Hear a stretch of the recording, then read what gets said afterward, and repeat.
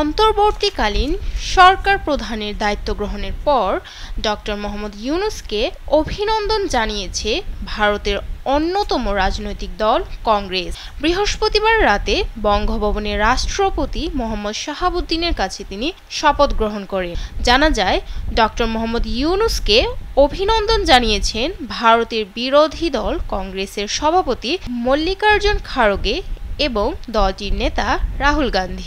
দুজনই বাংলাদেশে স্থিতিশীলতা ও শান্তি ফিরিয়ে আনার তাগিদ দেন। পৃথক এক্স পোস্টে কংগ্রেস সভাপতি মল্লিকার্জুন খাড়গে বলেন, তারা আন্তরিকভাবে আশা করেন যে বাংলাদেশের স্বাভাবিকতা এবং শান্তি ফিরে আসবে। স্যান্ডেলিনা সো, রূপচর্চায় আভিজাত্য।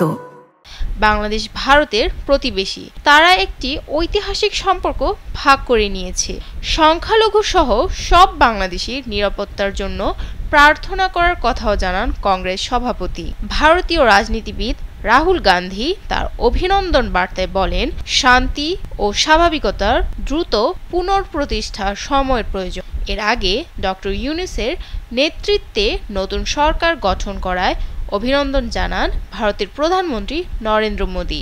ব্যক্তিগত অ্যাকাউন্ট এক্স হ্যান্ডেলে এক পোস্টে ডক্টর ইউনূসকে অভিনন্দন জানান ভারতের প্রধানমন্ত্রী নরেন্দ্র মোদী। তিনি এ বার্তায় বলেন, আশা করি হিন্দু ও অন্যান্য সংখ্যালঘু সম্প্রদায়ের নিরাপত্তা এবং সুরক্ষা নিশ্চিত করে বাংলাদেশের স্বাভাবিক অবস্থা দ্রুত ফিরে আসবে।